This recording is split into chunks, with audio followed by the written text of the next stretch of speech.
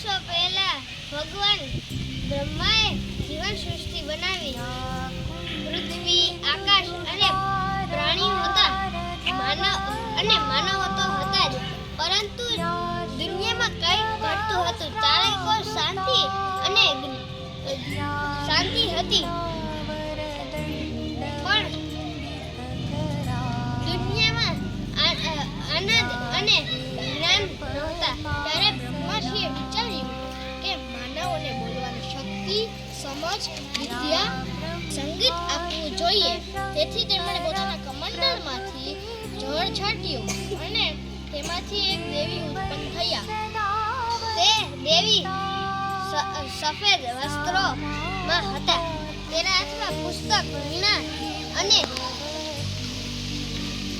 જપમાળા હતી.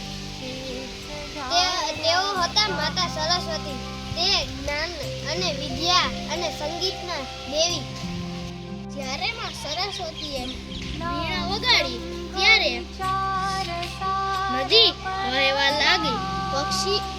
પશુ પક્ષીઓ ગાવા લાગ્યા. માનવો પણ અવાજ કરવા લાગ્યા. અને ચારે તરફ સંગીત ફેલાઈ ગયું હતું. તે દિવસ હતો વાઘ માસની વસંત પંચમી. તે દિવસથી વસંત ઋતુ પણ શરૂ થતી હતી. આ દિવસે બાળકો અભ્યાસ કરવાની શરૂઆત કરે છે અને જ્ઞાન અને વિદ્યા મેળવવાનો સંકલ્પ કરે છે. વિદ્યા અને જ્ઞાન જીવનમાં ખૂબ જ મહત્વના છે.